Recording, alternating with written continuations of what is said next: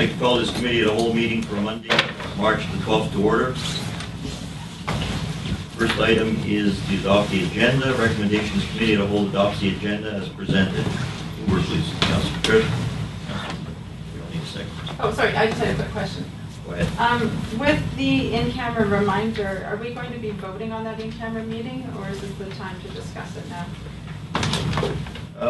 It says that a special meeting will be held, so I'm assuming that it'll be put to a vote? Voting on it, or see it?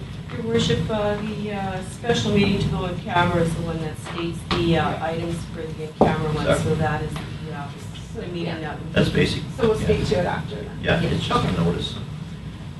Okay, all those in favor? Anyone opposed? So carried. So again, as just mentioned, we have a reminder, but the special going camera meeting will be held following the committee of the whole. Moving on to the minutes. 3A, recommendations committee of the whole adopts the February 13th, 2018 committee of the whole meeting minutes as presented. Mover, please. Councillor Ross. Councillor Thompson. Discussion? Or you just second it? We don't need a second. Oh, okay, right. All those in favor? Anyone opposed? So carried. Okay, onwards. 4A. In our registered petitions and delegations, we have delegation of Fred Marshall, Gene Cook, and others in regards subject matter saving the Vienna woods. Yes. Good morning. Good morning.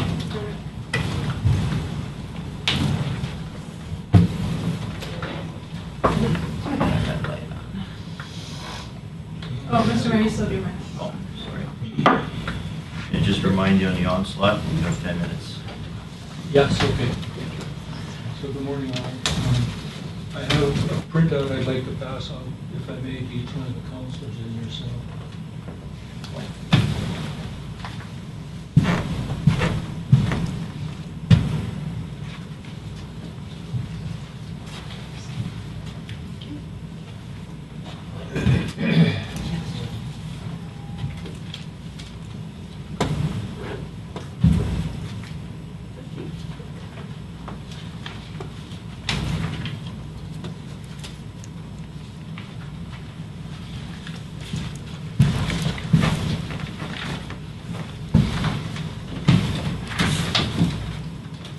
Continue to save a bit of time. I wanted to introduce Mr. Fred Marshall. He's a highly respected and accredited forester with many years of experience. Mr. Marshall has provided professional direction to provincial forestry and other ministries, BC Forest Service, logging companies, environmental groups, and in regard to the importance of best practices forest management. I guess if Fred were a medical doctor, he would be my family doctor.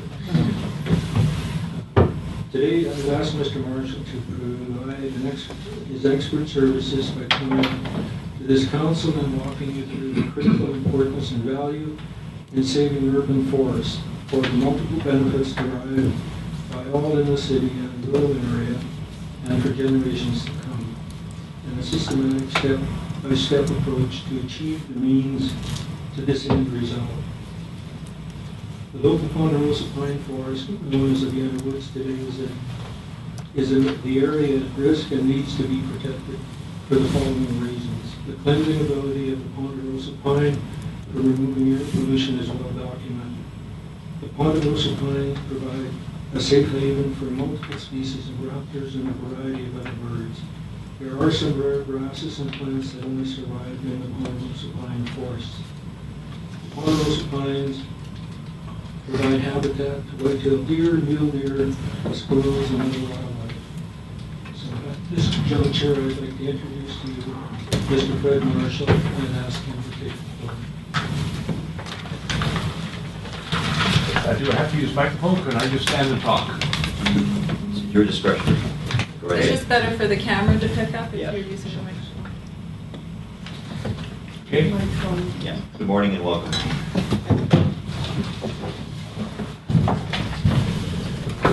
Okay, thank you, Gene, and that odd Okay, thank you very much for having me this morning. And Gene has asked me to come and talk on behalf of dedicating this last portion of the Vienna Woods to some kind of protected area status, maybe part of the formal park proposal for the complex for the city of Grand Forks. And I've worked in forestry all my life, and I fondly remember the Vienna Woods, the Forest Service station out there, and that was a park, and now it's pretty well all gone. So this part of the city property there, lot 3M, and maybe the one just to the north of it, as alongside of the school district property, are really one of the last areas of a quite unique ecosystem in the Grand Forks area. Probably the whole plain here used to be ponderosa pine and bunch grass and open land, and most all of it now has been cultivated or developed. People live on it. And so this little area here of the city block, about 6 acres, the school board property next to it, a little over 5 acres, contain one of the last remnants of this ecosystem. And it's quite a unique one, actually becoming more rare as we develop the property here. So I would like to think it's certainly worth saving as a protected area for the city to add to its park complex. You have some wetlands, you have some city lands, and now you have a unique area which is really a dry land, ponderosa pine, bunchgrass ecosystem, which is becoming more rare everywhere in the boundary, even in the Okanagan. And so certainly worth, I think, considering for protection. There's a wide variety of wildlife that use it intermittently and even through the year. And certainly there's use, lots of use by local youth, people walking through there, hiking through there, and has many benefits.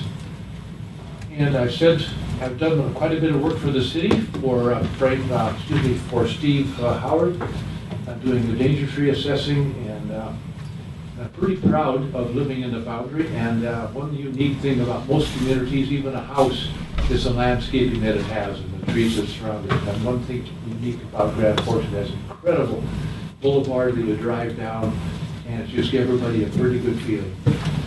And so trees are invaluable. They provide all kinds of ecological services, and I could send you a copy of 100 of them about how good trees are. And this area out here is unique because it has a nice stand of ponderosa pine, yellow pine on it. It's 100%. The oldest trees are about 90 years old. I just checked this age on them this morning, and it's a kind of a multi-age layer stand. The western portion of the lot in question was cleared a few years ago, and there's some young seedlings now coming back on it, so it can be rejuvenated and restored, just left by itself, or you can assist it by doing some planting. So I could go on and on about how valuable trees are and why areas like this should be preserved, because it is kind of a unique area, more of a dry land desert as opposed to your wetland. I know you just set aside some beautiful parkland down on Johnson Flats, which is great, and there's other areas that need to be preserved. And the old axiom and practice used to be the wetlands, we'd fill them in and build on them. And we're learning it's not the thing to do anymore, and the proclivity is still to do it. And this area here doesn't need filling, it just needs protection to this unique area. So instead of going on, if I have any questions or things like that, it's better if you get involved and ask me something, and we can go from there. Yes? Councilor Tripp, Councilor Yeah, Buck. and then Julia. Do I have to turn mine off? That's right. Yeah, it's a game we play here. That means I can't talk over you. Thank you very much for coming, Fred, and for sharing some of your expertise with us. It's really important to hear from someone who knows about forests, and obviously you do. I'm going to ask a question, though, about this information that's been presented by Mr. Cook. I happen to see a list of, it says various owls and hawks including, and then there's a whole bunch of birds and different things that are included in there. Was this information that was taken by people who have actually been in the woods and identifying what species of birds and things are in there? Yes, that information was given to me by Gene. He collected a list himself, and one of his neighbors is also a fairly avid bird watcher, and that's where that information came from. We just attached it to the report. Thank you. It's And pretty- I'm sure that list is not complete by any means. That list is pretty astounding when I see what's in there, what's living in the woods there. Thank you. Okay. Councillor Butler. Through you, Mr. Mayor, to the presenter. I'm just wondering, should council sell this land and the developer decide to clear cut it, how would the clear cut affect the neighboring and the remaining woods that belong to the school district property and to other private residences? Would they be in danger then of exposure and blowing down the neighbors' trees? Yes. Green mean on your, Try can you hear again. me? Okay. Here. You're a high-tech person. Oh, there we go. Thank you. I'm technologically challenged. That's a good question. And as we know that trees create a buffer for the trees next to them, and on and on. And if you cut, one of the biggest maladies that we face in the forest industry is when you cut that, you make a clear cut, and you have blow down along the edges because they're not protected. So the same thing has actually happened here. We had a 2012, a fairly severe windstorm. Some adjacent areas to the west of it have been cut, and that's the direction most of our winds come from the west, and then caused a bunch of the trees in there to blow down. Some of them are still bent over, and as you keep doing that, you just accelerate it, and pretty soon you have, a flat land. So good question. Yes, exactly what happens. Councillor Crowe, and then Councillor Thompson. Yeah, quick question. And in your report under forest health, it says a lot of different agents affect it, and fire, insects, wind, and disease in that order. So my understanding was these type of stands are renewed in the wild by fire.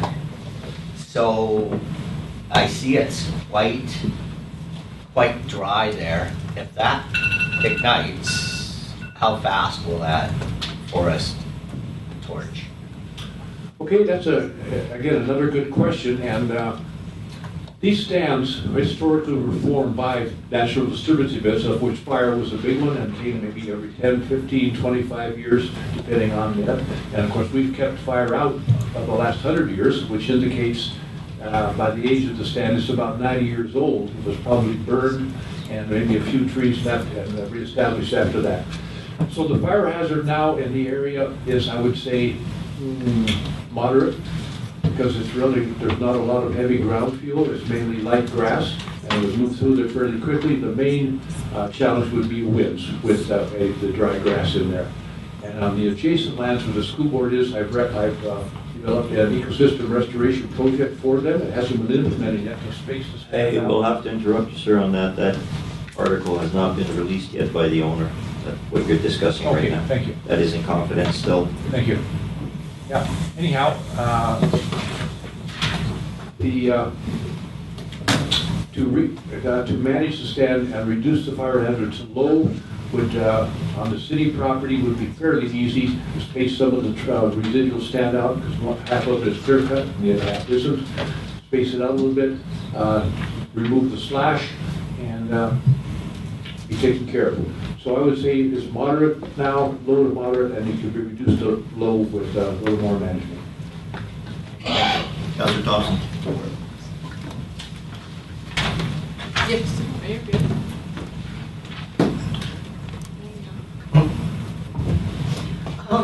Thank you, Your Worship. Just looking at the list of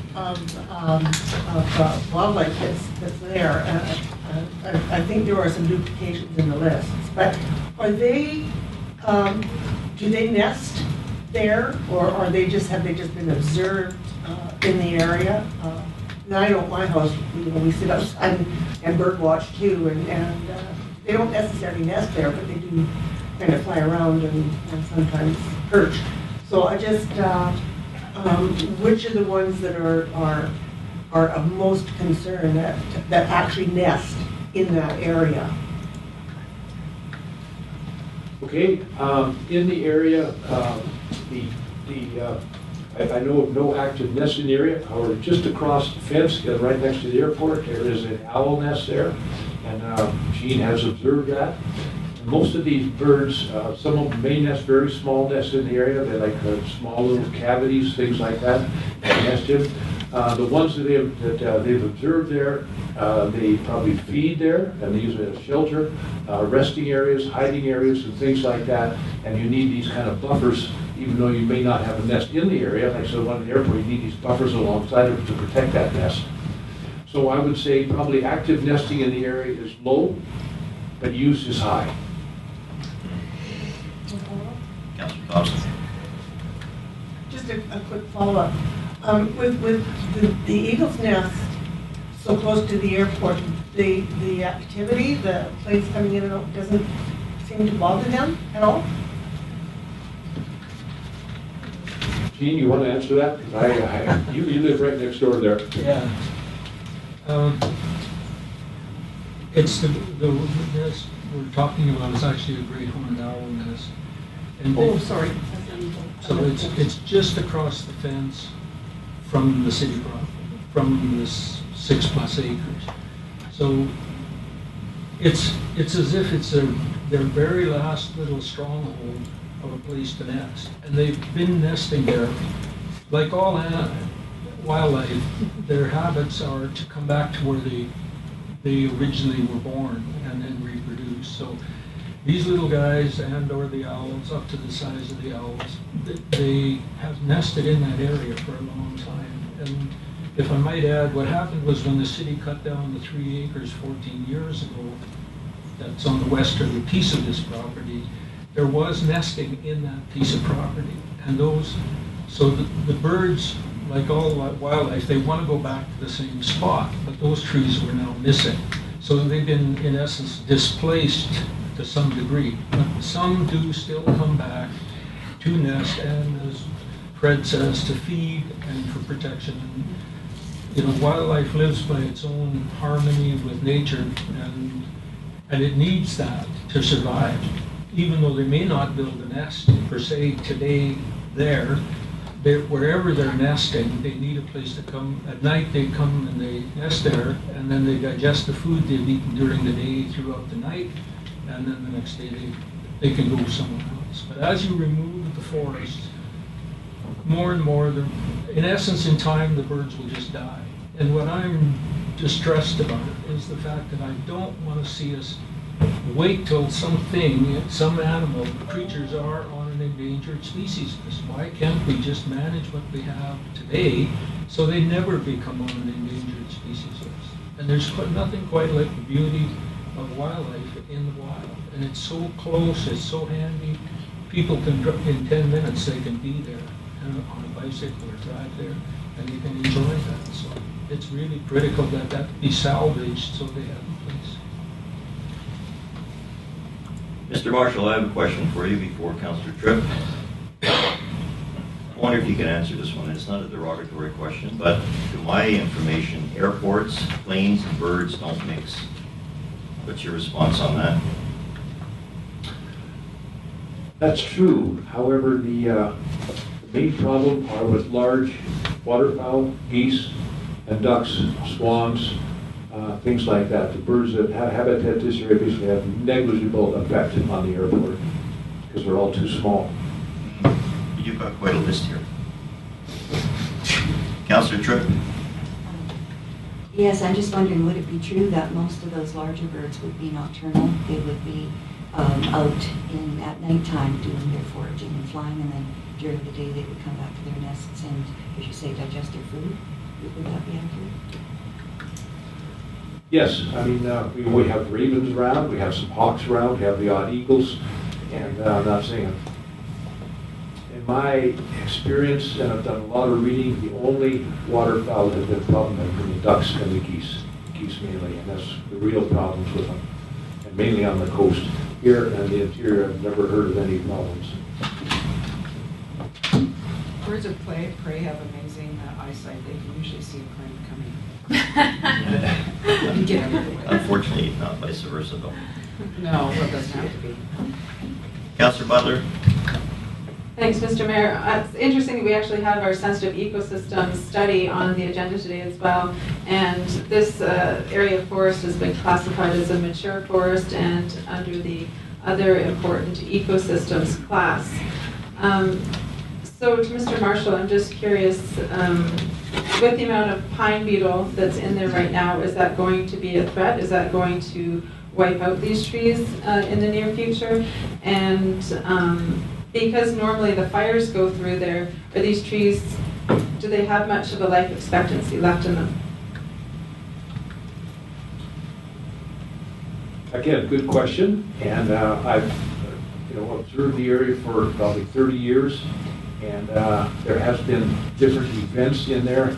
Very small infestation of mountain pine beetle, which kind of comes and goes and hits the odd tree, so very low. Fire, basically we've kept fire out for the last 100 years.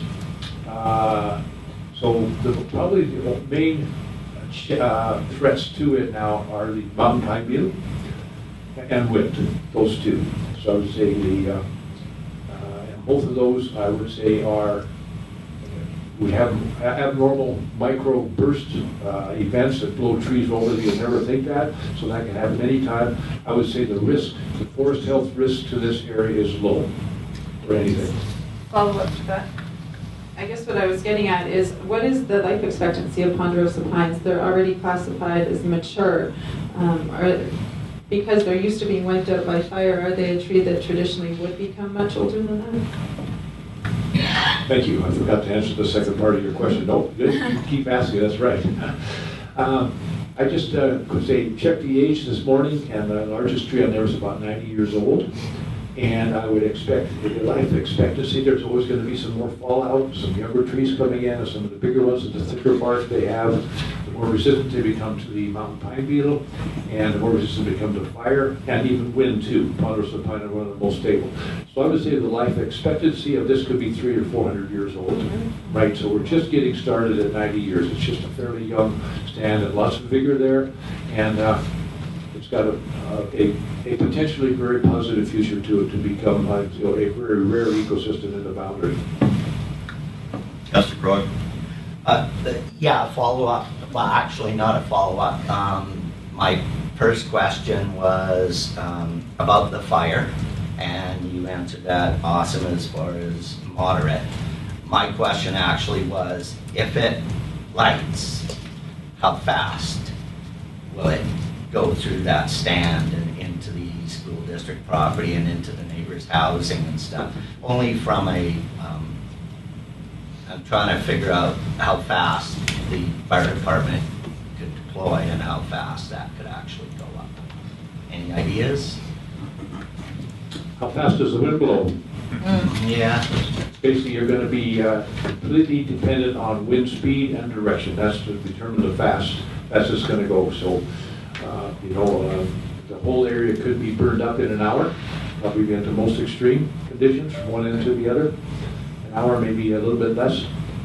So again, how fast? Depends on how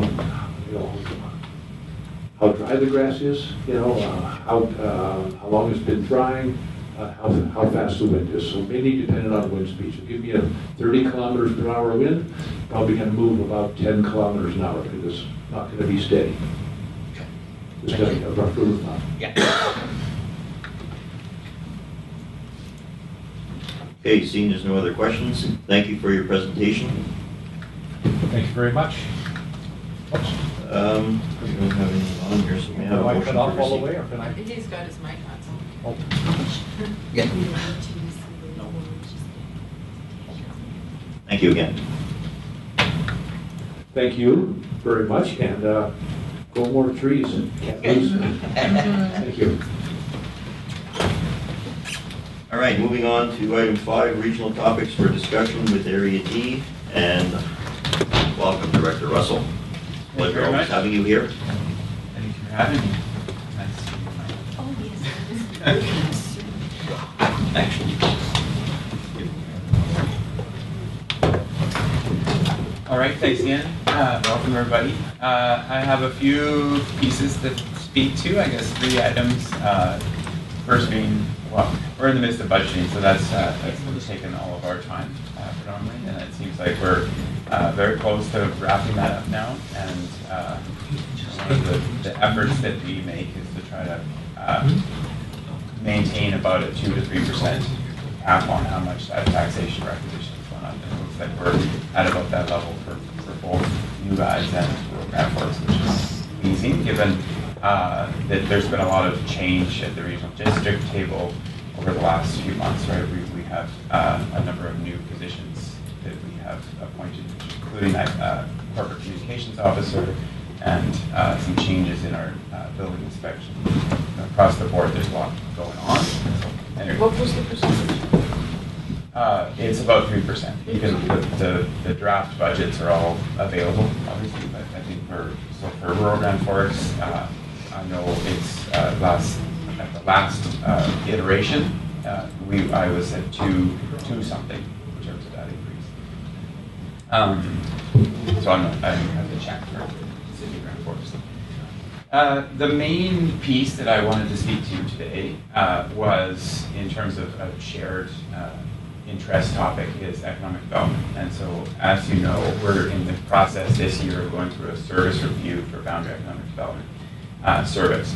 And so what that means for the city and rural Grand Forks is essentially we're looking at that, how we deliver economic development services and trying to figure out what's working well, what's not working well, and how do we want to change that. Realistically, that's not a different conversation than what we've been having for the last couple of years around that table, is recognizing that there are some issues with how we're delivering economic development and figuring out how do we improve that going forward. And one of the kind of strategic choices that was made around that table was to move to a model of a stronger community advisory board, basically, or committees, whatever that looks like. So some kind of degree of input from committees or tables that are majority not elected officials that are providing advice for all of us that are sitting in elected decision-making roles. And so that process, and we'll see what exactly it looks like. So, but I think I'm certainly very supportive of that process and think it has the potential to be a really valuable tool. We'll see how it unfolds over the next little while. I would encourage you to get a sense of what that looks like. So what that means is that we have an advisory table, and there's a bunch of committees probably below that table. And those committees are really where the majority of the bench strength would come from to deliver those advisory recommendations. It's similar to what we've developed here for our watershed management plan and implementation thereof. But as maybe a more concrete active example, if you look up the LCCDTS in Trail, which is the, I gotta look it up because I don't remember, the Lower Columbia Community Development Team Society. If you look up economic development in the Trail region, the Greater Trail area, you'll see their model, and it's very similar. So they have that LCCDTS is a group, and you'll see identified there a bunch of specific committees. So they have, and we would adopt a similar model where it would be like a housing committee potentially and a tourism committee potentially. So we would define those as we deem necessary, and that's where those recommendations would come back to us as elected leaders to act on. And so we're on that path. It's moving ahead. By May, we should have a bit of a more concrete proposal in front of us to engage with and provide feedback on. So I'm excited about that, and I think it's potentially going to be a really significant change to how we do economic development services.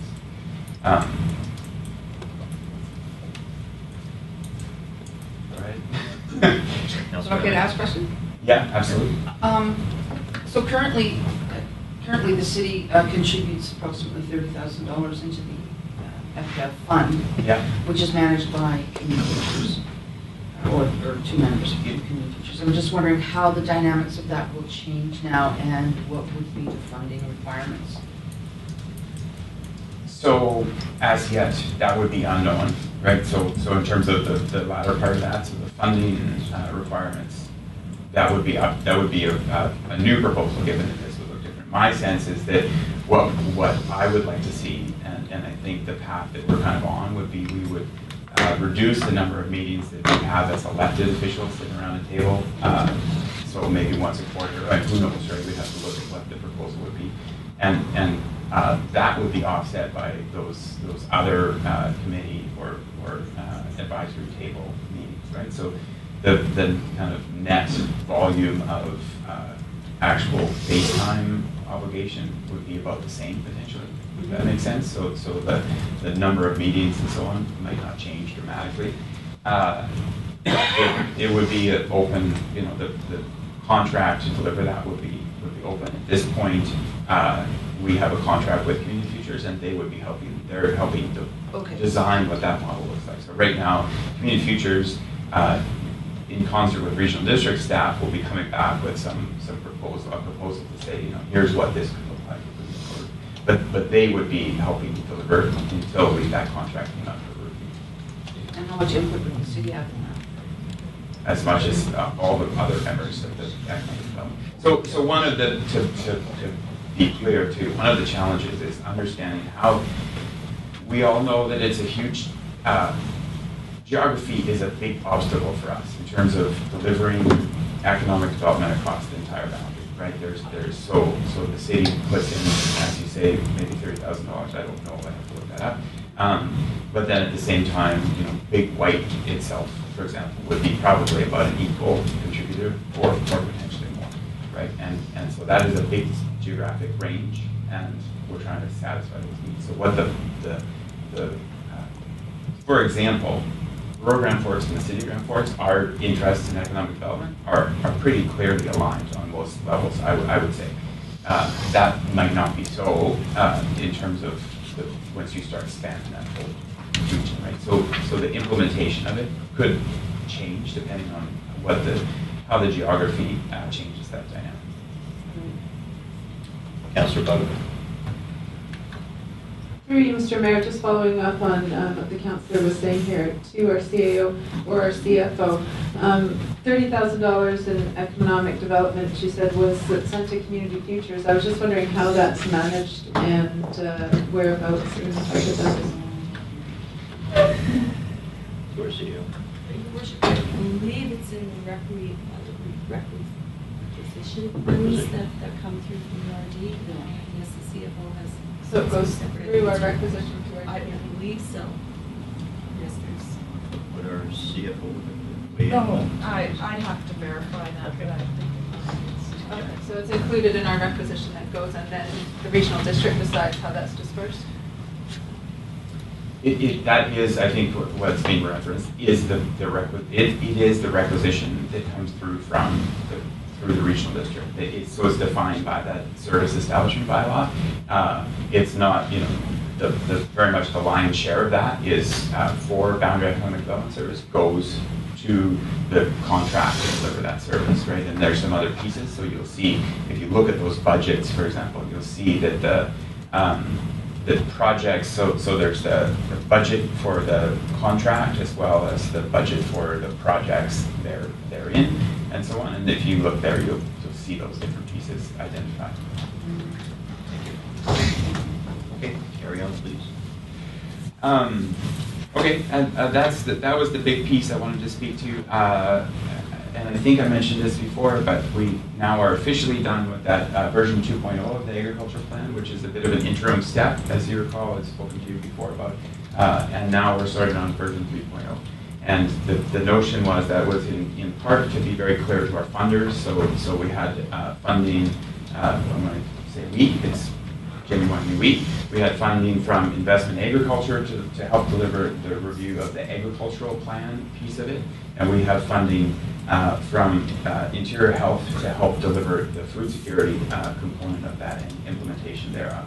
So version 2.0 is now complete. That is the review really focused on the agricultural plan side of things. So that is now done.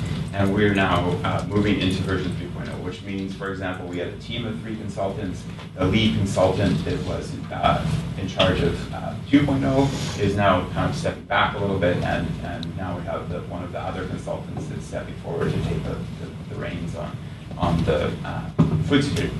And so much of it is overlapping, obviously, and we're just setting off on that. I checked, we don't have that version 2.0. Somebody asked, one of you asked recently, we don't have version 2.0 on the website, but it will be up in the next few days. And if you look up in our agendas, you would see where it's been received. Questions on that?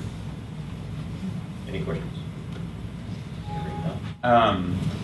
The one other piece, which has been a busy topic for me as Rural Grand Forks representative over the last few months, is the fire service and what's the changes in the fire service for Rural Grand Forks.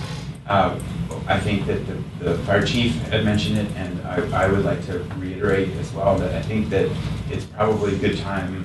So this year we're up for our review of that contract between so fire service, as you know, Rural Grand Forks basically has a contract with the city of Grand Forks, which is different from a regional district service, because with economic development, for example, regional district service, the terms of how much we proportionally pay is defined in the bylaw, and we can't, neither of us can walk out of that without a formal process.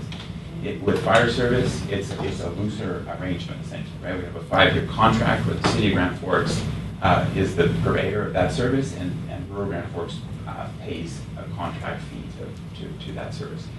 We pay about 40, Rural Grand Forks pays about 44% of the fire service, and we each, I think, respectively, basically maintain our own capital in those two aspects of those same service. So the contract is up for review, which should go smoothly, but I think that it's also a really good time to at least plant the seed to have a conversation about turning that into a regional service. And there are pros and cons for both parties involved with that. But the reason that it's appealing to me is that it means that it makes it a much more stable structure for both of us, right? For both the city and Rural Grand Forks. Absolutely. Because it makes it's then through bylaw.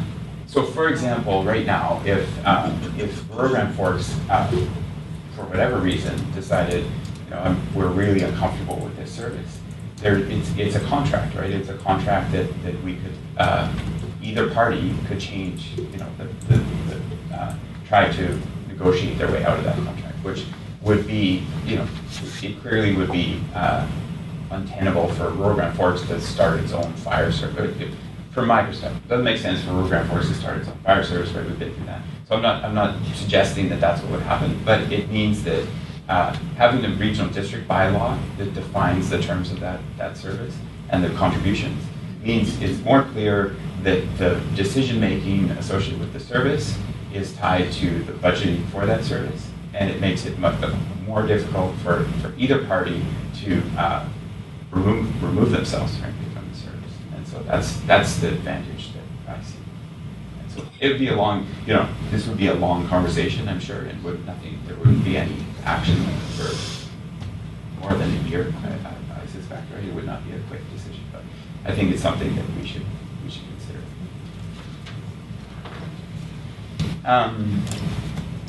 That's it. Any questions? Hearing none? No. Councillor Tripp, Councillor Butler. Thank you, Mayor Conrad. Thank you. Yeah, I just was wondering how, because you just went through that whole fire services issue, and you had I think you removed a couple, or one fire hall, or was it 2, from your asset base, I guess. How would that affect this issue that you're now speaking to? Good question. So yes, as you know, we went through a process to kind of review the value of we have the 3 halls right now in the southern part of the Rural Grand Forks. Review the value of in terms of service delivery for those. So one of those halls it is set to be closed. One of those halls is set to be turned into kind of a training hall for the fire service, and one of them is set to be expanded. So it's a good example of, if you're speaking about the current model, it's defined in a way that, so Rural Grand Forks taxpayers pay for the capital expenses and the insurance and those sorts of things associated with those assets for rural Grand Forks. And so for rural Grand Forks, the savings of changing that dynamic should be very clear moving forward. So right now, realistically, this transition year will be expensive potentially, but then it will save money going forward. In terms of the longer term conversation, that's a good example, right? So what we're all involved with the same fire service, right? So right now, realistically, the city of Grand Forks has very little say in those conversations, those decisions that are being made in rural Grand Forks, even if in some ways they impact that fire service, right? Likewise, what goes on in the city, as rural Grand Forks, we can have a role in that, or maybe not. That depends in large part on the dynamics of the conversation. So that's where, right now, when we go into budgeting for economic development, for example, it's the city of Grand Forks and rural Grand Forks and the other members of that service sitting around negotiating what we want that service to look like. Right? So the decision making is very clearly aligned with the parties that are paying for the service. Councillor Butler, then Councillor Ross. Through you, Mr. Mayor, to Director Russell. I would imagine that putting more of a stable fire service in place would be beneficial for rural Grand Forks, for people's home insurance. I know that a lot of people in rural areas have difficulty with fire insurance on their houses, so hopefully that might be something that could improve with that agreement. And off topic, I've asked you this outside of the meeting, but I'm just wondering, is there any feedback you can give us now on the community center study that's being done at Community Futures, where that's at, and when it'll be finished and presented to council? Yeah, thank you. So first part of the question, no, realistically won't. It shouldn't impact. So it changes. Would basically be a change to the governance of the fire service as opposed to we get caught in. So again, as for rural Grand Forks, we've had a lot of conversation over the last while about what this service is, and it's primarily driven by insurance rates, right? And trying to identify how to maintain we have realistically a great fire service here, I believe, and the delivery of that service goes very well, and we have because of that and because of the way it's been run, we have the rural Grand Forks taxpayers on the whole are captured by that. They already have as good of an insurance rating from the fire underwriters as is realistic to get, and better than it would be in a lot of comparable places elsewhere. So it wouldn't change that piece.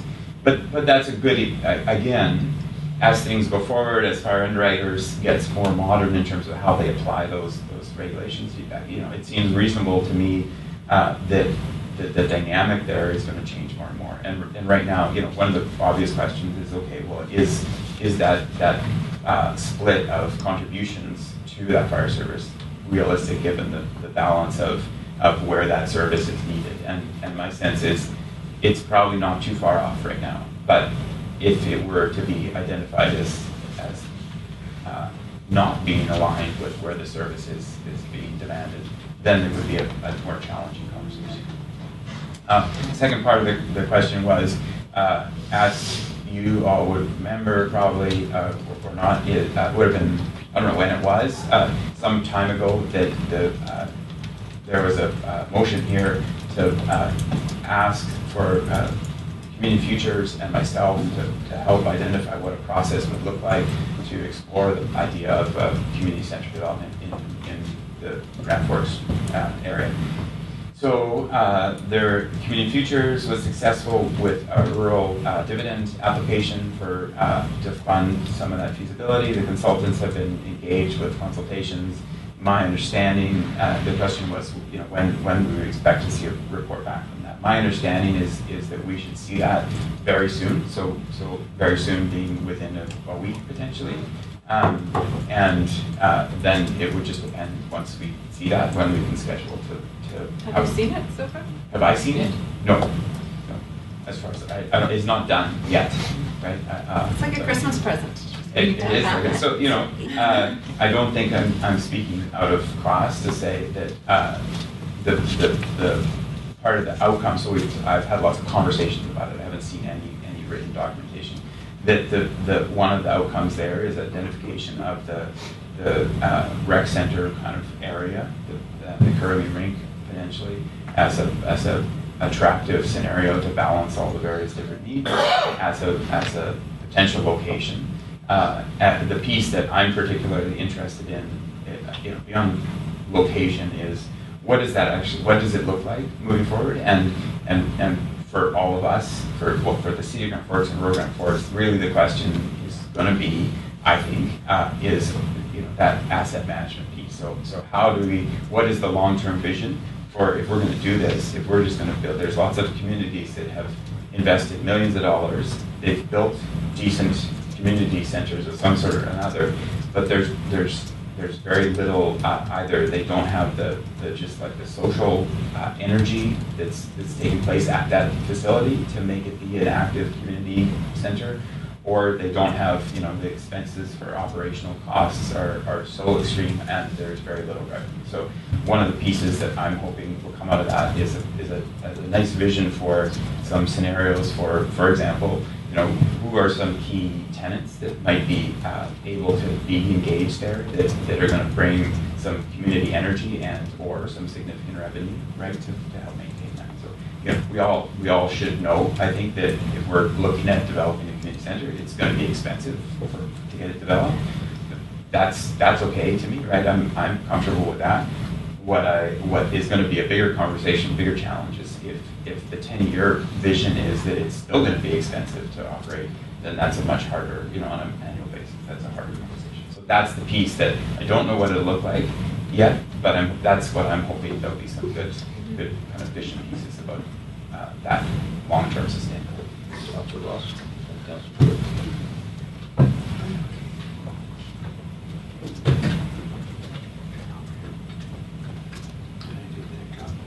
I gotta do a better job putting my hand up.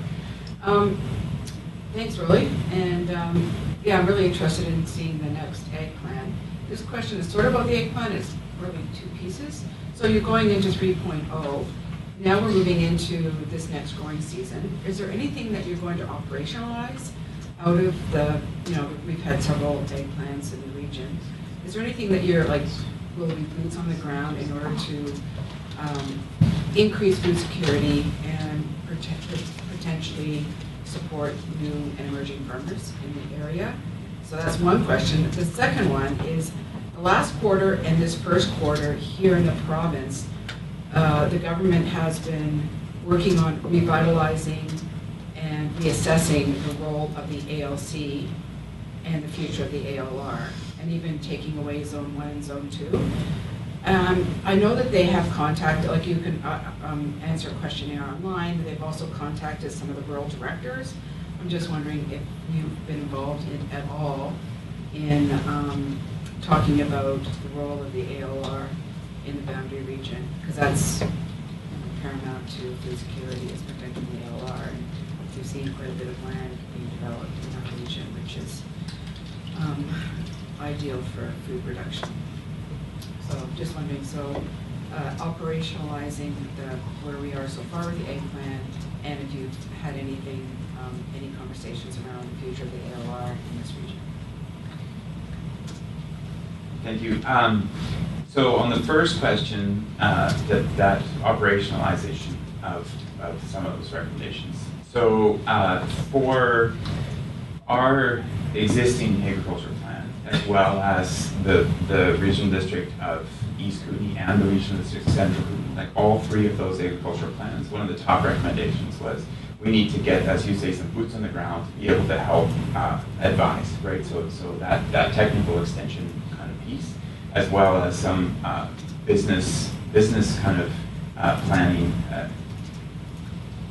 asset information or assistance to farmers to help them to, like, there's a lot of farmers that love the process but don't understand how to run a business, right? So partly that, and the marketing. So those three pieces, technical extension, marketing, and business development, were kind of identified in a number of those conversations across the whole Kootenays. And so one of the outcomes there is in collaboration with colleagues across the Kootenays is that we developed what was initially known as the Regional Agricultural Liaison Service, and then evolved into the Kootenai Boundary Farm Advisor. So that, for example, is another piece that the City of Grand Forks is contributing through economic development services, through that requisition from the regional district for that goes to a project as opposed to community futures, right? So that's one of those projects, is the Regional Agricultural Liaison Service.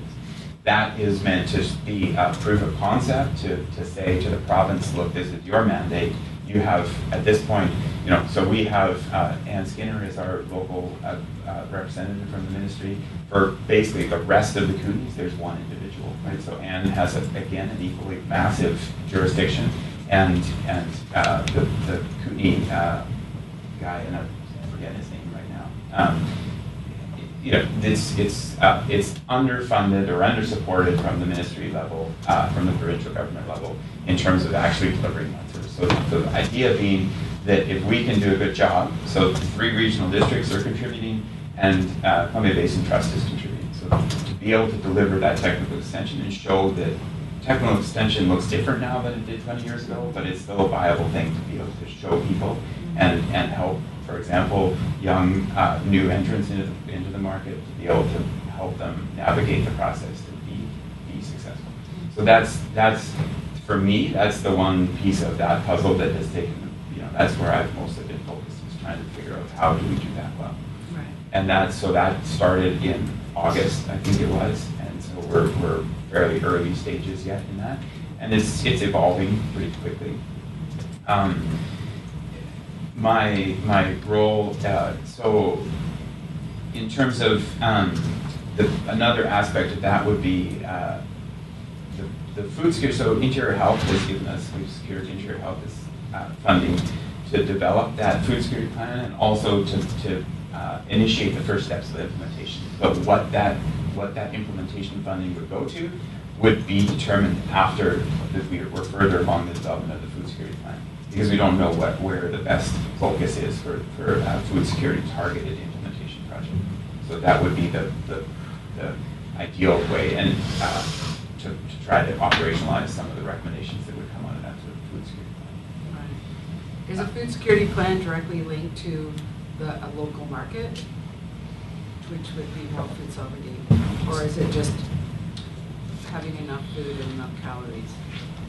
Like, is it linked to actually at the same time supporting local agriculture? Yes. Okay. Yeah. It's not exclusively that. So if you can imagine the scope of an agricultural plan, which is meant to support agriculture, that would run from production through to distribution and marketing and access to some degree, right? And also would include things like nursery tree production, which we have a significant amount of in our area. Then you think about the scope of the food security plan, the vast majority of those plans overlap, because the food security plan is involved with both the food sovereignty kind of pieces of local production of food and so on. It would exclude some things like nursery production, because it's clearly not a food security issue, and it dives more deeply into some of those pieces, such as access to food for vulnerable populations, right? And so there's very significant overlap, which is why we try to deliver them simultaneously. And so, for example, the City of Grand Forks, right, you have a food charter here, but we don't have a regional food charter yet, and we would probably look to the City of Grand Forks' food charter to help model what that might look like if we were going to consider that on a broader scale. Things like their procurement policies, that would be, that's one of the pieces that I would see as a way to operationalize the recommendations that I would expect would come out of this to move forward. In terms of the ALC-ALR conversation, minimally so have I been involved to date. So the ministry, CBT, put on an agricultural forum a week and a half ago or so, and so I attended that, and that was there was a strong ministry presence there, and it's the current minister and the current provincial government is very supportive, as you know, in terms of the agriculture, and has some pretty, I think, some promising kind of paths identified forward in terms of helping support agriculture. The ALC-ALR conversation specifically was not part of, like, so that was there. I was not engaged with that part of the conversation. Councillor Tripp. Yeah, thank you, Rory. Just back to the community center study. Once that study comes out, what plans are there for, what's going to happen after that? So I would say there would be a presentation to council, and then we have to figure out what the next step is, right? I mean, so from my perspective,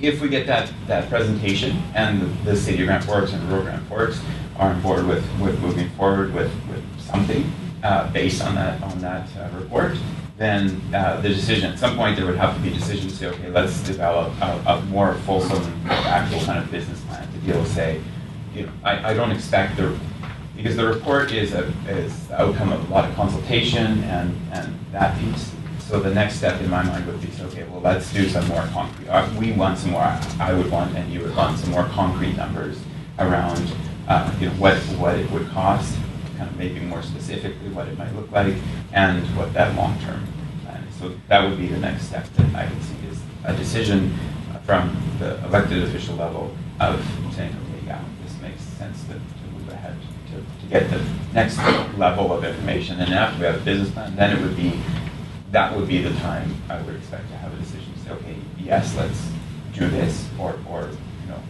So you'll be coming to us with the report? Yeah. And the decision. Yeah. Thank you. Okay, do we have any other questions for the director? Hearing none. Councillor Rowley. Thank you all. Well, thank you. Okay.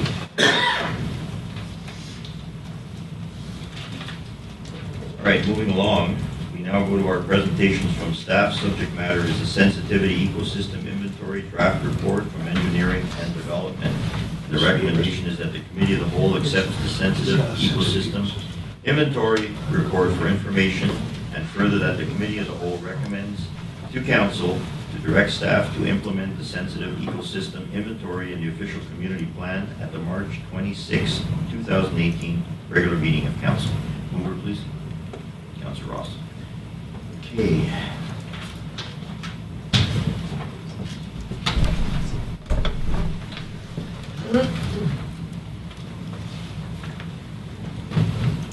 Thank you, Mayor Conrad. Just got a brief presentation to introduce this technical report.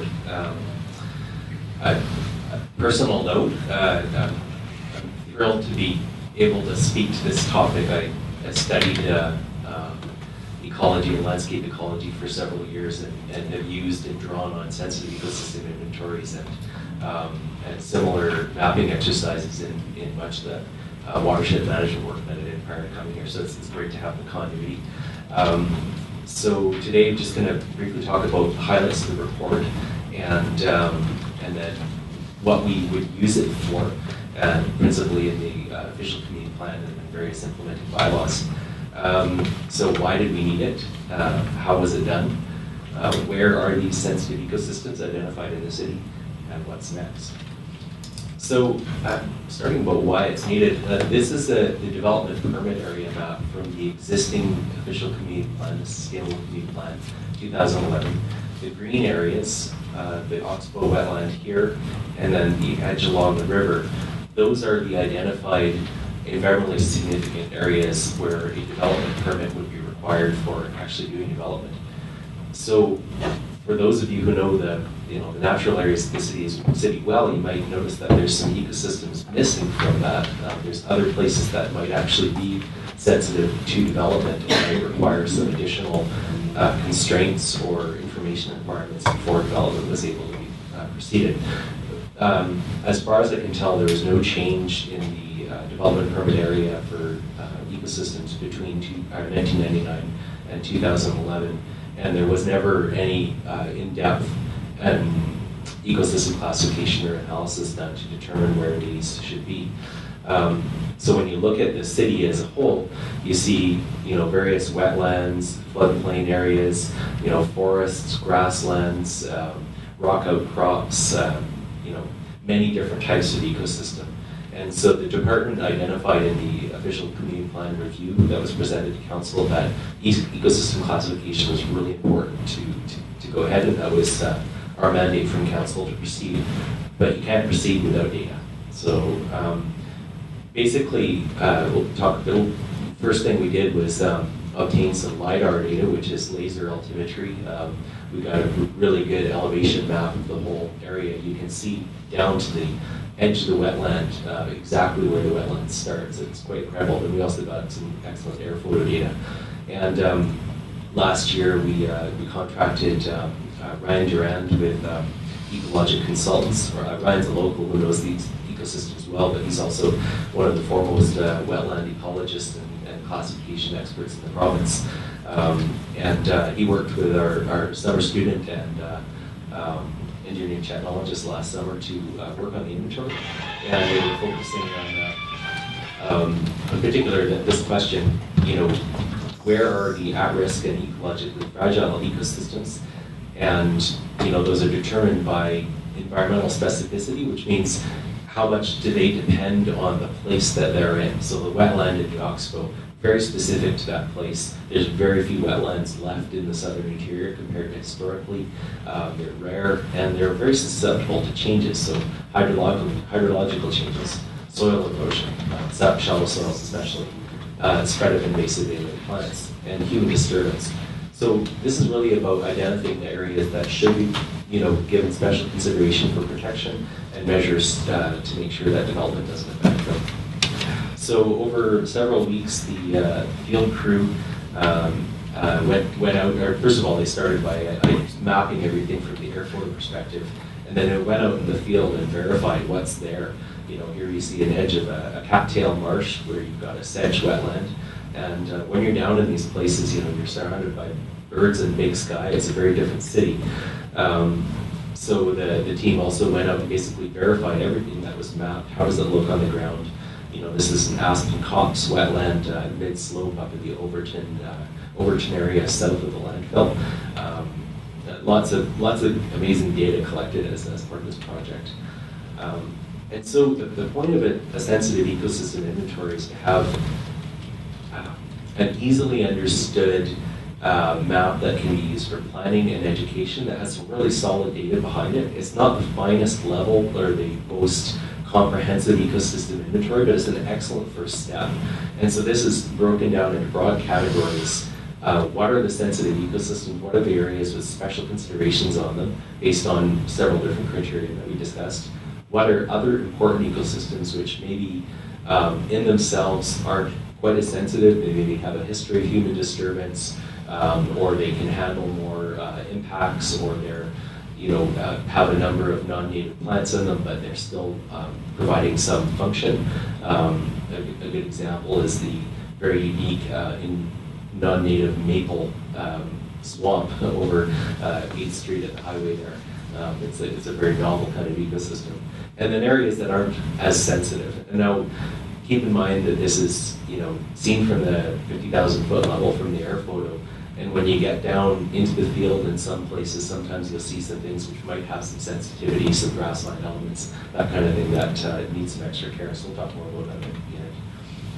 The broad classes are identified here. So I'm going to show a couple of photos in a moment of some of the different sensitive classes, but the maps in the report show what are the different areas everywhere from freshwater, riparian to grassland, sparsely vegetated. Those are those rock outcrops and bluffs. People kind of think, oh, they must not have that value because they're so dry and hot and whatever, but they're actually really special habitat for a lot of species.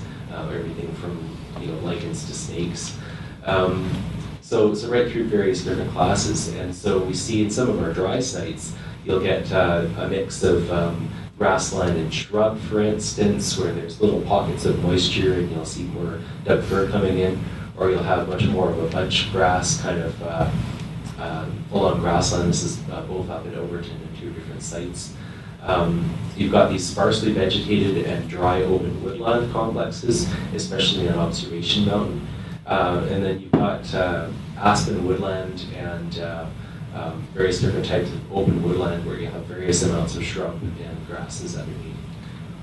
In our wetter sites, of course, we've got open water ponds, cattail marshes, open water cattail complexes with swamp elements, and then the river itself. these low bench floodplain areas are really special ecosystem, and then the mid bench is where you start to see the cottonwoods and willow thickets coming more in depth. Those are a few examples of special places we have here. So the sensitive ecosystems, by that first criteria, they include habitat for species at risk, rare ecosystem elements, that kind of thing. This is where they really pop out. And sometimes there might be a small amount of the polygon or a small amount of an area that also has some sensitive ecosystem inventory in it, but it's not the whole area, so those are shown with hash marks. So we've got all this data in our geographic information system, so you can pull it up for any property. Otherwise important ecosystems, you can see that they're connected to and often next to sensitive ecosystems. Sometimes they might be an area on the fringe of an important wetland, for instance. They've got various values that also need to be identified. And then not sensitive. And this is from that strict perspective, from the definition, that are inherently very fragile. They, of course, still need environmental protection for groundwater protection, erosion control, the overall environmental management requirements that would be given to anywhere in the city. So the inventory, as I said, was a first step. Ryan did an excellent job and went above and beyond from what I could tell. It's a very excellent report. It's a final draft report in here. He does recommend that there's some additional field verification for grassland and forest classes. There's a few areas that you just can't see all the detail from the air photos, and it takes a long time to get in there. Additionally, private lands weren't field verified except for roadside or public land back edges, so there's a bit more work that could be done there. A next step that many communities take is a full ecosystem classification, and that's really needed to look at what's the conservation status of a given ecosystem type. So it gets it down to a very fine-grained provincial biogeoclimatic ecosystem classification, it's called, where it takes into account the soils, the hydrology, all the plant species, the animals, species at risk, all of that, and some of those species, or some of those ecosystems, for instance, the riparian cottonwood is a very threatened ecosystem. So, and other ecosystem inventory work could be further habitat modeling and verification with wildlife surveys and that kind of thing. From the conservation planning perspective, and what we would be bringing forward for implementation and for the reports to council, one of them is a matrix of not only the conservation values, but also ecosystem services, the kinds of things that were identified in the Municipal Natural Assets Initiative project, where we would look at how do ecosystems contribute to city services. Prioritization of sensitive ecosystems for nature parks. Of course, we protected the, council protected the Johnson Flats wetland in the first nature park bylaw. And there's several more areas which have immediate, kind of highest priority, I guess, and that would be a process coming up where we draw on these results to look at that. From the official community plan perspective, there's development permit areas and also development information areas in official community plan. So the permit areas are where if you want to build anything within one of these identified areas, or build anything beside that has access that crosses it through, you might need a report from a professional biologist that identifies what values are specifically on site. You might need to have some kind of compensation or mitigation, some money that would go into other areas if it was identified. So there's different measures that can be done, but that's kind of the overarching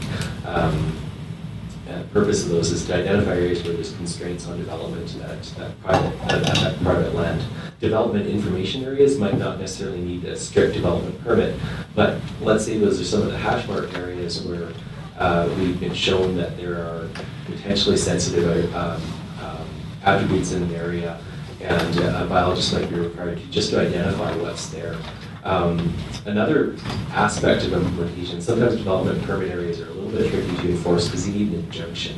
And with the judge shortage and everything else, if somebody's going and clearing land, you've got a fairly clumsy tool to actually enforce that. So best practice is to actually have tree bylaws or environmental protection bylaws that you can have in your municipal ticket information or bylaw notice, where you can actually get out and start moving on enforcement without having to go to a judge.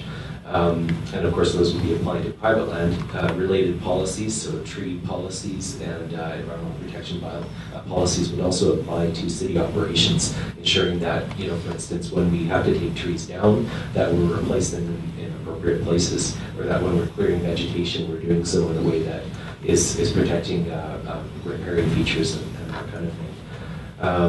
So those are kind of the major projects that the department's identified for implementation, and we'll be bringing forward reports on how that will happen in the schedule for next updates in the official community plan and associated projects. So I just wanted to thank a great field and kind of conservation planning team that helped us out with this. It was very much a team project where we pooled our expertise. Ryan, of course, with Ecologic, Vidilla Kulkarni and Rosemary last year and the year before, and working on the inventory. And Jenny Coleshill has been instrumental in understanding the conservation planning perspective, especially habitat modeling and sort of species protection components of it. Thank you. Thank you.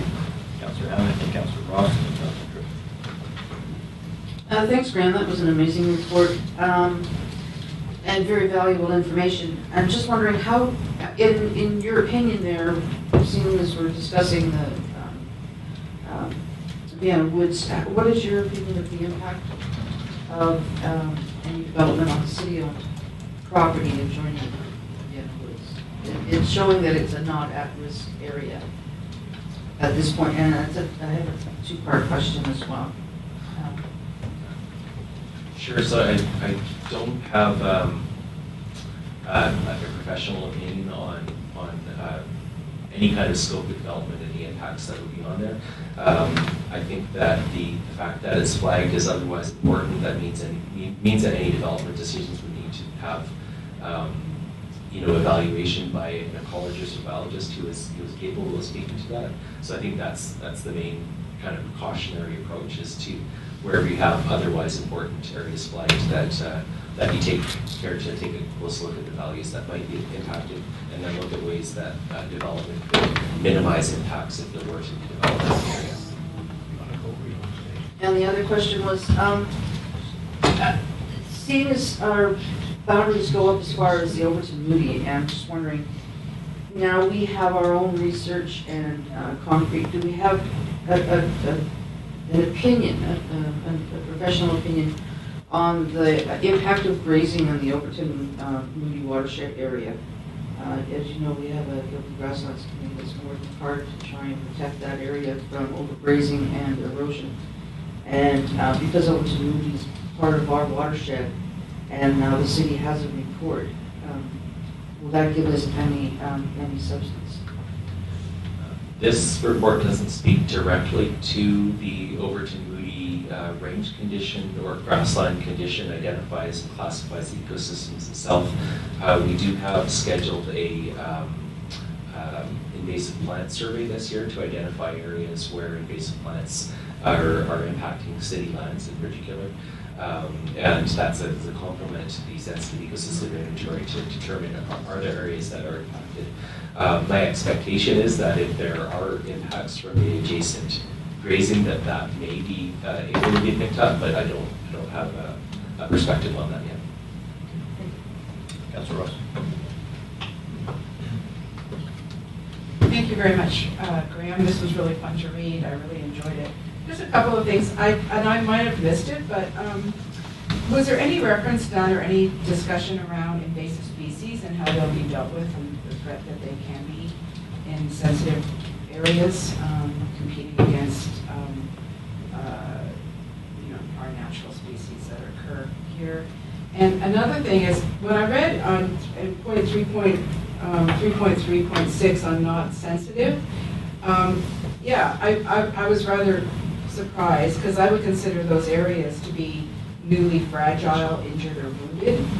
and they actually need special attention rather than to say they're not significant ecologically of no value once they've been logged, because they become injured areas, and which actually has a huge impact on biodiversity and areas' ability to thrive just through the destruction of soil habitat, mycelium. So, yeah, I just wondered about how maybe we could reclassify that particular heading about being non-sensitive, and if you agree or not, but I think it is an important thing to think about, and whether and how we are going to deal with invasive species. If at all. Good, Mayor, thank you. So first of all, the invasive species that they were noted as part of the field verification of the various sites. So anywhere that there was large patches of invasive plants identified. There's some absolutely nasty ones along the forest right of way, for instance, beside Grandview Road. We certainly have some in the airport area. There's a few places where further work was definitely needed. So the Boundary Invasive Species Society will this year be working with the Department on an invasive plant survey and management plan. So we'll be looking at what actions might need to be taken in different areas to protect these areas from further invasion and to treat and respond to and perhaps work on restoration options as well. So in working with the Boundary Invasive Species Society, they're involved in a lot of different restoration projects and different types of ecosystems in the boundary. So they're excellent to work with on this, and also it's a great example of a partnership from another, I guess, leveraging another regional service to work on our city sites. And on the second question, the characterization of sensitivity is actually really specific to this definition from the province. And there may be, of course, other ecologically fragile ecosystems that weren't directly identified in this first round, but this key aspect, how susceptible are they to these changes and sensitivity to human disturbance?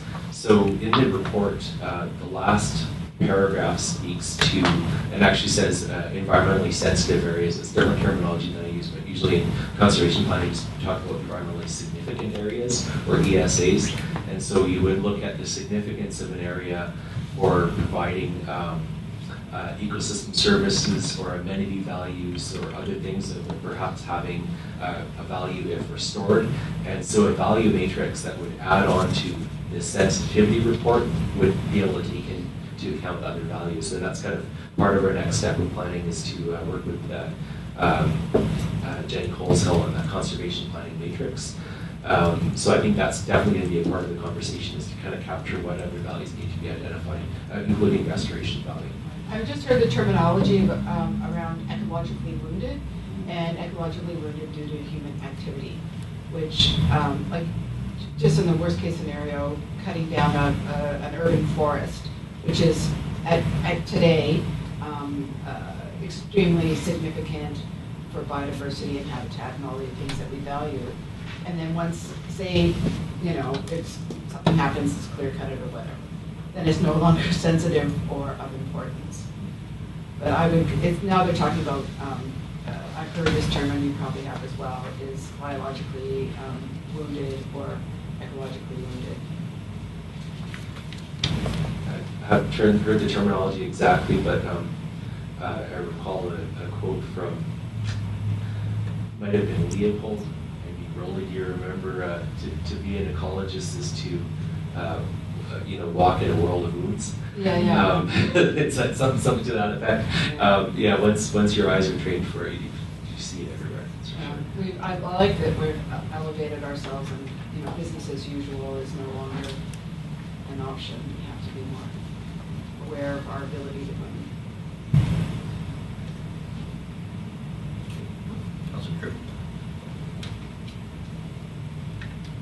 Thank you, Mayor Conrad. Through you to Graham. This is a great report, and I really enjoyed reading it as well. And there's a lot of terrific information in there that I think will really help the city in terms of its development prospects as it goes forward. But and I can see under this criteria there that you were working with, the inventory report focuses largely on the flora and fauna and not so much on the sensitive species or endangered species. There was just the two, the western rattlesnake and the Lewis's woodpecker, which we've heard about before, and certainly know that these are species that are of concern. But I was just wondering if that criteria had been different, or if the report had been focusing a little bit more on, endangered species or species at risk, if that might have affected the information that was presented?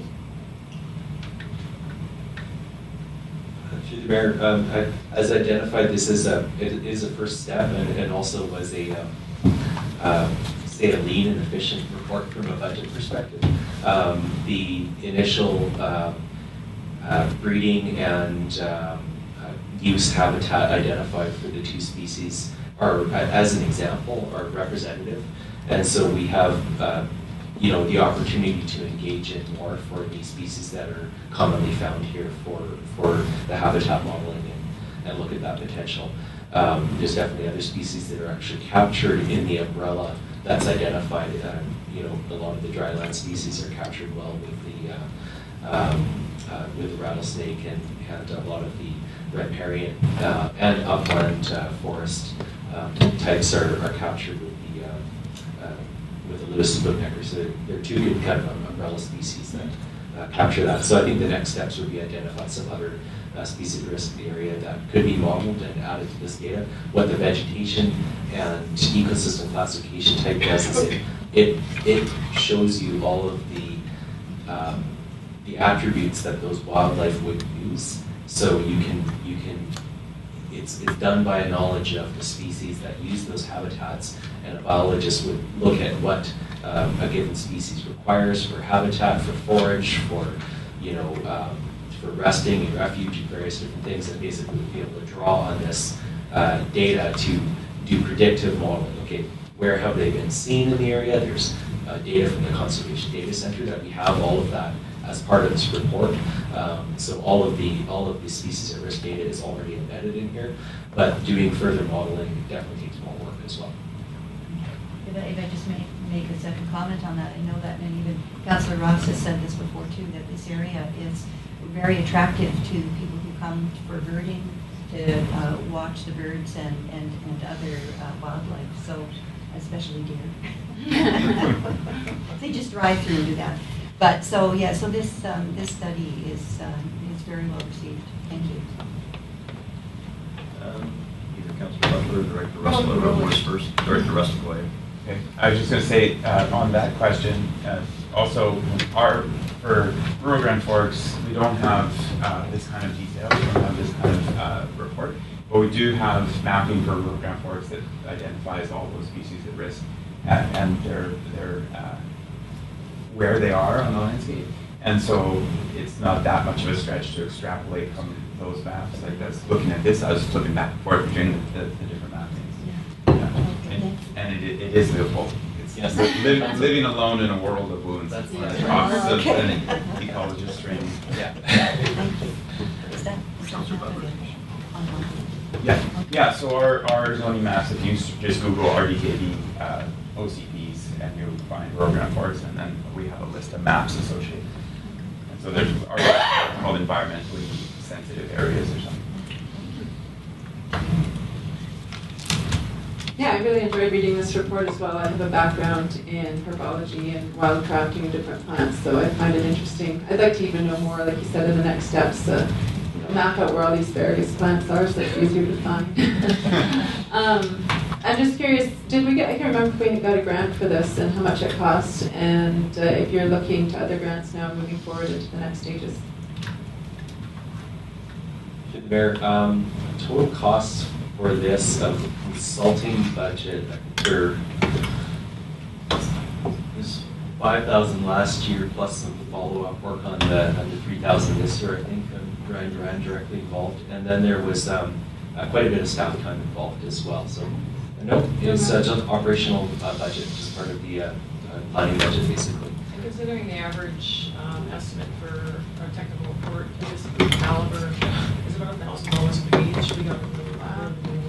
Yeah, that's fabulous. Okay, do we have any other questions for discussion? Hearing none, I'm going to call the question. So all those in favor?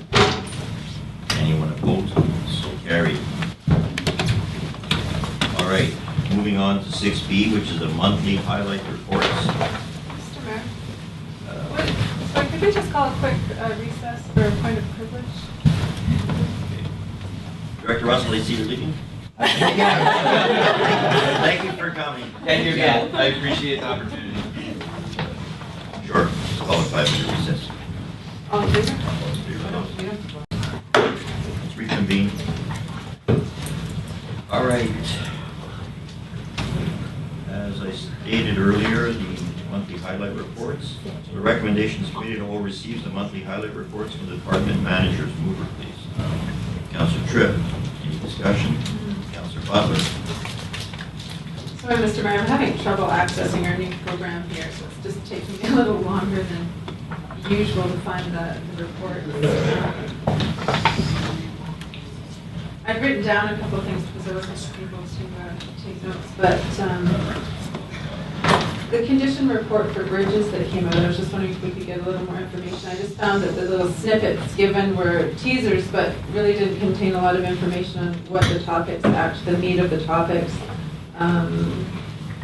And we hired a new event coordinator, so I had a few things. I'll just start with those two.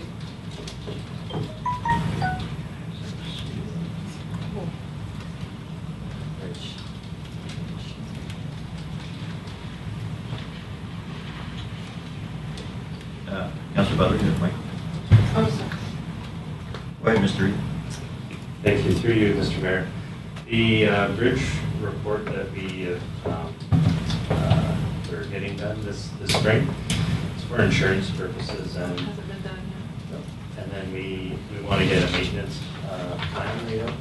So we have it's been brought to our attention. We have some excessive wear on the bridge from some of the repairs that we did last year. So we want to get kind of a cost estimate on what exactly has to be done to remedy that.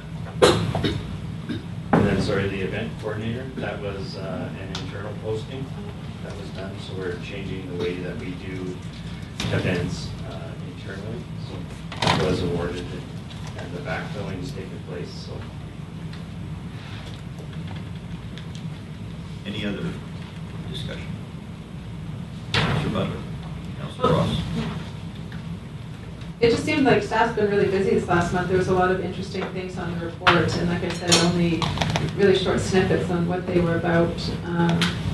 So there was a septic health survey and a gas tax grant was implemented. If I could get any comments on those two.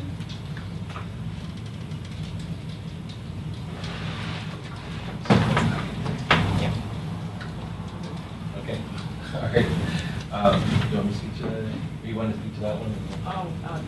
Yeah, we received the Gas Tax Strategic Priorities Fund grant, $225,000 for floodplain mapping.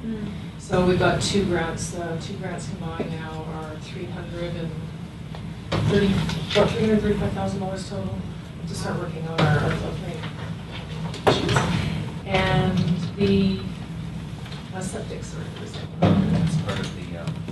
It's the sewer base. It's part of our sewer basing plan project. I was doing a septic survey to kind of gauge people's understanding of their septic systems and whether they knew they had them, and if they did, where they were, if they had issues with them, and just gathering information for that project.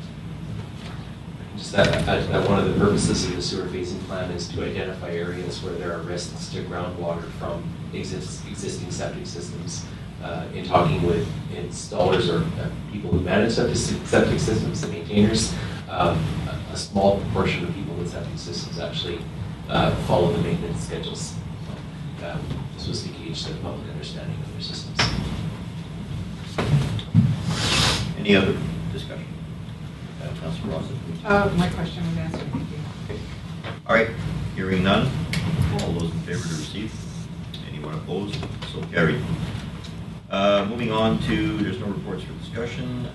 Proposed bylaws for discussion. 8A, 2018 Elections Bylaw Updates, Corporate Services. The Recommendations Committee of the Whole recommends to Council to give the first three readings of the General Local Government Election Bylaw number 2042, 2018, at the March 28, 2018 regular meeting.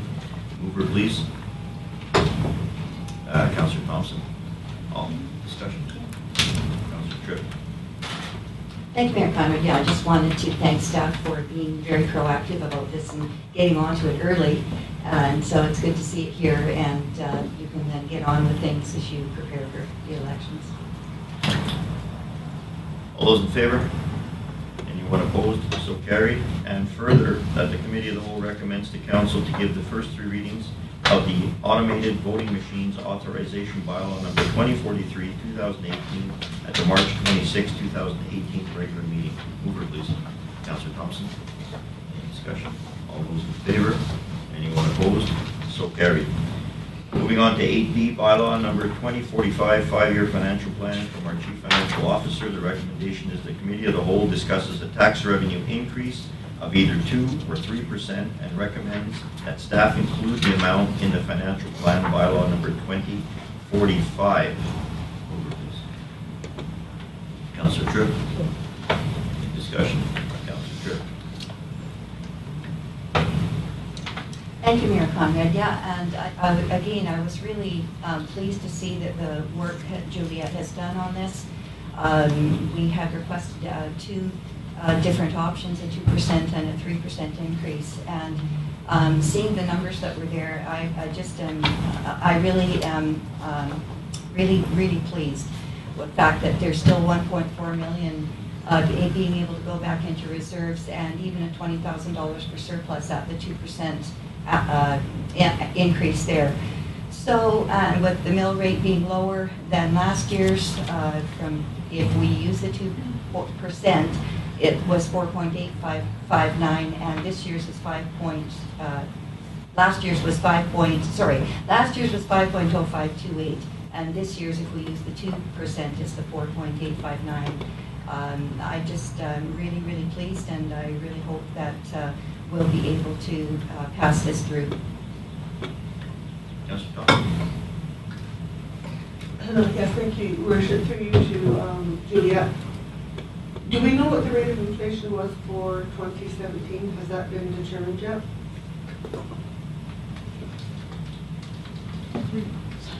Go ahead. For you, Mr. Mayor. The rate of inflation for BC, I believe, was 2.1%. I think Canada overall 1.5. Any other discussion? Councillor Thompson. Other than the reduction in the funds available for surplus,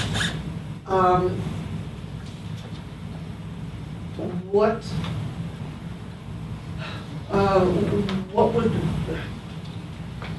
the plan is what, 2%, within 2% of the rate of inflation, right? Is the policy, and so this is a 2% increase above the rate of inflation, or is this a 2% increase over last year's collections in total? These numbers represent 2% increase over last year's tax revenues, or 3% increase over last year's tax revenues. Councillor Butler. Yeah, just a couple questions on the capital budget here. I was looking at the electrical, and I see the 500,000 for the voltage conversion. I'm wondering if that includes the substation. The other engineering there, I believe, is for the substation, but I don't see that project listed specifically. And I just wanted to mention, I had written in my report that the rec department will probably, well, I know they will be asking for an increase to the requisition in 2019 for recreational services, and I don't see that reflected here in the budget. I don't know if it's a big deal, I just thought I'd mention it again, that that's going to be coming before the regional table. Councillor Tripp. Oh, yeah. Sorry, can I just get my question answered about the substation? Oh, I thought it was a statement. Sorry, may I just ask a question for clarification on the, are you talking about the $535,000 line item for the voltage conversion? see that one listed for voltage conversion, but it was my understanding there was an extra 500,000 for the substation engineering? Mr. Mayor? No, that 535,000 for voltage conversion is the carryover of the current project that was for $4 million originally. And the 500,000 that was in the budget for last year for the substation is out now. It's not included in this budget. Councillor Tripp. Thank you, Mayor Conrad. Yeah, just through to Juliet here on Schedule C. Thank you for listing all of the projects there for the capital projects there. Just one I noticed wasn't included there. I don't know if it's actually been completed yet or where that item may be included in, but it was for the well one decommissioning. That was just a $25,000 amount. I know it's not much in the big scheme, but I believe that we had approved that on the draft capital projects. So I just was wondering where it went. Mr. Mayor? That actually we decided, or we determined that it's not a capital, that it was operating, and in the last budget presentation, I actually moved it out of capital and into the operations budget. Thank you. Okay, any further discussion? Hearing none, all those in favor? Sorry, one question. Are we going with 2% or 3%? What is that? I don't think there is any motion, you just proceed with discussion. Are we supposed to? It also states to recommend that staff includes the amount in the financial plan, so I would imagine there would have to be a decision made, correct? Councillor Crog? 3%. So we have one councillor saying 3%, so what may I have a recommendation? Well, that's your motion? put forward a motion, 3%. You don't need a second. There you go. Oh, yeah. Yeah. Councillor Butter? You know, if the rate of inflation is 2.1%, it seems only fair to go a little bit higher than that. So it isn't our policy to go 2% over that, which we could go up to 4%. So I think 3 is probably a fair compromise that would keep everybody here happy. So I'm going to call the question. All those in favor of that? 3%. Anyone opposed? Councillor Tripp. Okay. And there's a follow-up to that one, and further that the financial plan, bylaw number 2045, be presented for the first 3 readings at the March 26, 2018 regular meeting of council. Mover, please, Councillor Ross. Any discussions? Hearing none. All those in favor? Anyone opposed? So carried. All right, moving along with no information items, no correspondence items, and we have no late items. So we now will move on to question period from the public. Lady in the front row. Yes, thank you, Your Worship. Kate Salis for the Gazette. Just because this coming election season will be my first in Grand Forks, not for any particular reason, but what's the history of automated voting machines here in the city? Were they used in a previous election as well? When were they introduced? In 2014, we implemented the first time we did voting machines, and it went pretty seamless. It was a little bit of a learning curve from the actual counting of ballots, but it's pretty efficient and gives the results about 3.5 hours sooner than it would if you were counting them. So. Okay. Does it also cut the cost of running the election then? Because you don't have people manning a voting booth? Your Worship, the cost is still, you're still going to pay for the cost of the service. There is sort of offsets. When you have your paper ballots, you traditionally pay a little bit more for paper ballots. When you lease out the machines is what we've done in the past. Of course, there's a cost attached to it, but the ballots are considerably cheaper because it's kind of borne in the cost of the actual leasing of the equipment. So. Okay, interesting, thank you. Any other questions? All right. Hearing none. Lady in the third row. Hi, Cindy Anthony. I just have a couple of questions or comments.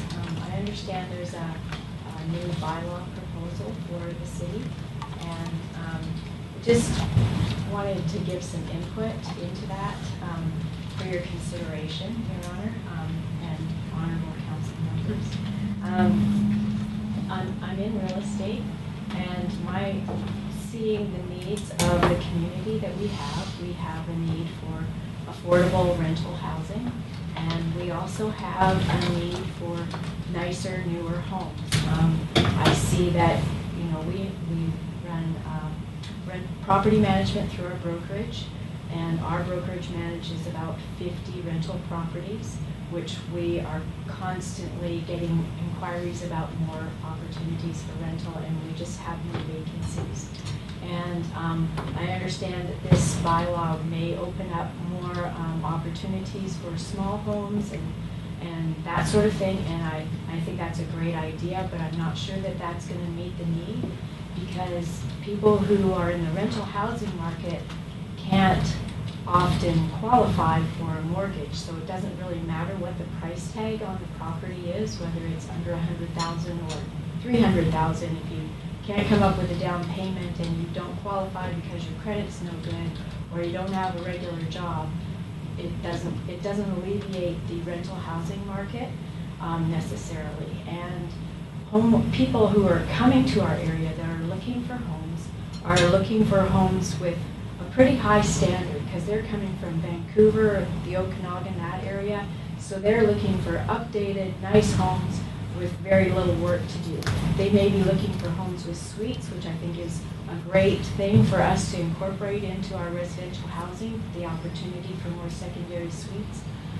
But for them to install a secondary dwelling or detached laneway house or something like that, I'm not sure that they're going to want to tackle that on. I'm not even sure that our local people are going to want to tackle building something, because the cost of building can be $200 a square foot, and because everybody needs a bathroom, everybody needs a kitchen and walls, and with building costs going up and the building code getting more intricate as to become more like by using 2x8 construction rather than 2x6, it's just going to get more and more expensive. So the people that may be looking to put in detached homes might be more like the tiny homes on wheels or RVs.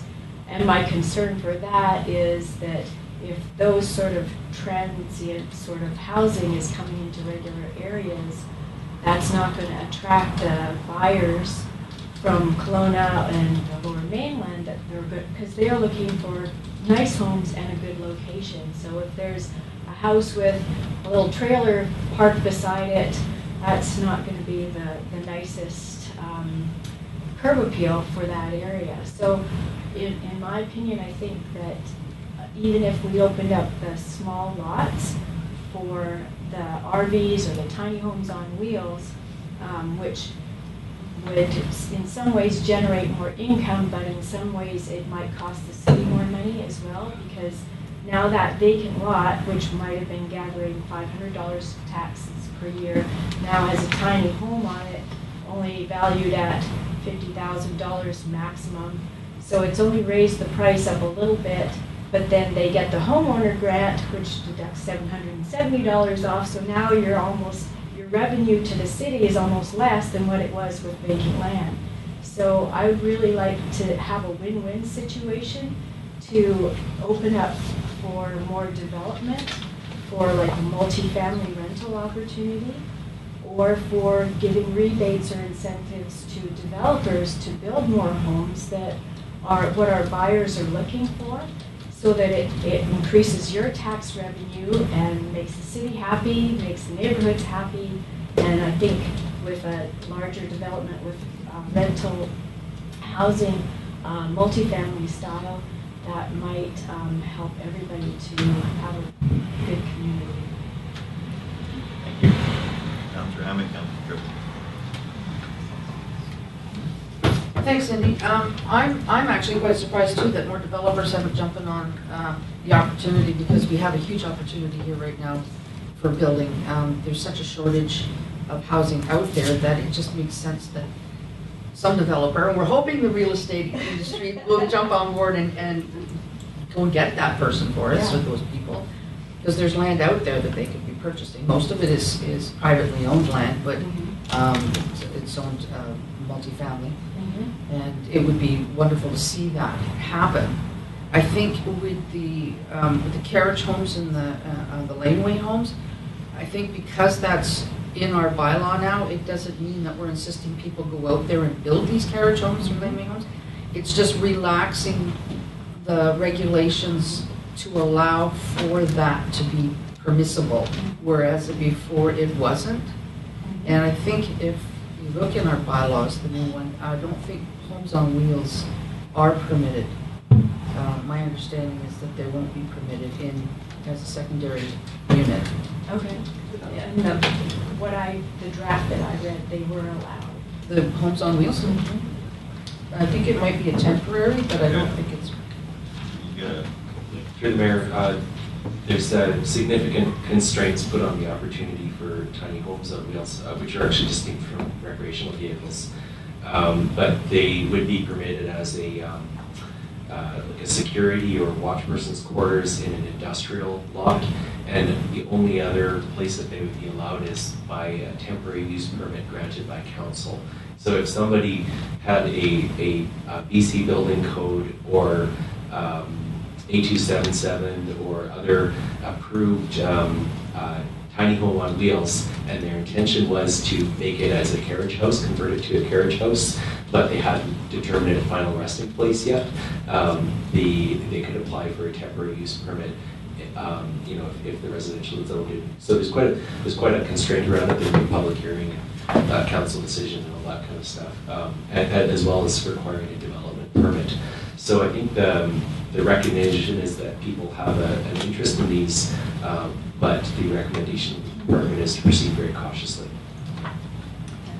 Councillor Tripp.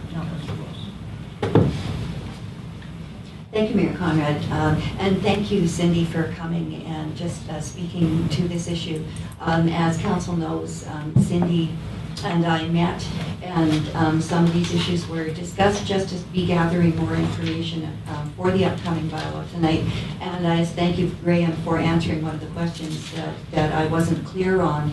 And I'm sure we'll get a few more answers tonight. So I really appreciate that, because it really helps us to identify what we need to hear and the way actually it is structured and how things will be moving forward. With a development permit that council needs to approve, and that would be each one that's coming forward, I'm assuming, that certainly does put another layer of, what should we say, it's another layer on there anyway, that they're not just going to be put up everywhere, and I know that was certainly one of my concerns. And I really appreciate your comments about the development, and yes, we would sure like to see some people come in and provide some multifamily residential, because it's certainly needed in the area. So thank you for coming, appreciate that. Councillor Ross. Yeah, we're going to be talking about this at length tonight, but I'm not sure. I'd just like to draw your attention to the Nelson Star this week. Nelson had put out a survey, the city of Nelson, on laneway houses, and there's a lot of interest. There's a lot of happening in Nelson, and it's not a housing solution. Certainly people from Surrey or Kelowna or Vancouver who are coming in with lots of money, people who are retirees or professionals that are well established, are looking for a different. This is a middle housing. This is like the middle ground housing. It's not going to. We need to fill that void. I mean, as a mother of 3 young adults who all are carrying university degree loans, debt, the prospect for them to purchase a home right out of university as young professionals, and many of them are working for our city right now. Thank God they're here. They're dealing with student debt, and they're trying to get on their feet. And this is the middle housing that we really need to provide for young professionals who are choosing to move to rural Grand Forks, rural British Columbia. And so this is the niche market. It's not, it's part of the housing package, including multifamily condos, which is still out of reach for our new young professionals who are recent university graduates, unless they have wealthy parents who are helping them get into their new homes. So this is not the panacea that's going to solve all our housing problems, but it's certainly something that we need in order for us to have a full palette available so that we can attract as many young people particularly as possible to come to our town and provide the expert services that they are providing even here in City Hall to make this a better place. So I understand what you're saying, but I'm looking forward to talking about this more tonight. And I just, encourage you to read the Nelson Star and the article they have on Langley houses. Just to quickly weigh in on Councillor Ross's comment, there's also, the onus should also be put on the financial lending institutions because of their new constraints that they put forward with the stress test and all of these type of criteria. This definitely impacts also on a lot of individuals able to get a mortgage, able to be able to financially afford. So we have to take that into consideration also, that that's out there. Councillor Butler. Thanks. I just had a quick question for Councillor Ross on that article, because of what the guest here has said. I mean, it's definitely appealing to want to build a laneway house, but to build something and then rent it out when it's so small, you're only going to get maybe, what, $300-400 a month to rent a very small place. Are they being rented for more than that? And, Absolutely. Yeah. Because, I mean, we've got 2-3 bedroom suites and houses here that are only being rented for $800, and they're a lot bigger. More. Oh, yeah. I guess it all depends. I mean, this is, I have a cottage on my farm, and, it's never not occupied. How many square feet? 480. 440. Just quickly on another note, the BC Housing Code, as far as BC Housing is concerned, with the new mandate that they put in last, I believe it was July, they have to revamp a lot of that too, because it puts a lot of restraints on individuals that want to build their own homes. It makes it very tough, because a lot of times homeowners or potential homeowners do not have the affordability to hire a contractor. So that element really impacts immensely, and it's going to cause a lot of problems for communities, because in fact they are going to be losing individuals because they do want to build their own homes. Councillor Tripp. We're debating something that's on tonight. Yeah. Yeah. But it's nice because she's here now so that she can get her questions answered, right? Because she won't be here tonight. Just one very quick comment. I haven't read the article, Councillor Ross, so I don't know, but I had understood that Nelson's lane, what do they call them? They call them garden homes because they don't, I believe, let out onto a laneway. They actually have to be accessed from the front of the property. But that their concern was because of the lack of uptake, meaning that people weren't actually building them. Not that they weren't being rented, but that they weren't being built, and that since 2011, I think they've only had just over a dozen. That what they were looking at was actually increasing the size of them. And they were looking at, I think, a maximum of maybe 850 square feet or 900 square feet. Certainly something a lot larger than what we would be looking at for a traditional tiny house model. So, I like the fact that we would be wanting to keep them small and manageable, as opposed to another large building on a property, another large dwelling on a property.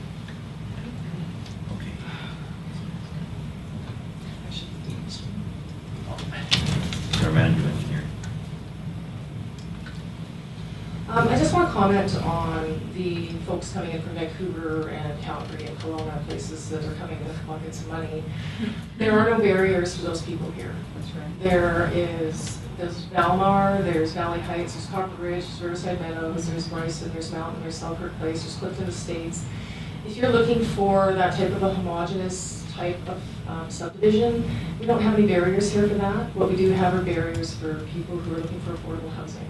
And so what we're doing is removing those barriers and increasing the variety of housing stock in areas where we don't have building covenants. And that's the purpose of this. Thank you. Lady in the third row. Gloria Cook here. Do any of the staff or councillors have any idea, or Cindy has an idea of the numbers of people that you were talking about couldn't afford homes here? It's too high. What was it? The numbers of people that you were talking about. That can't afford homes? Yeah. Oh, I have no idea on that statistic. I just know that every week we get several inquiries looking for rental homes. So I would say, I don't know if I could guess 20%. It's not always affordability. Some people here are working on contract, you know, and they don't want to invest in a home. They just want to, some people just want to rent. They don't want to own a home. Do we have any other questions?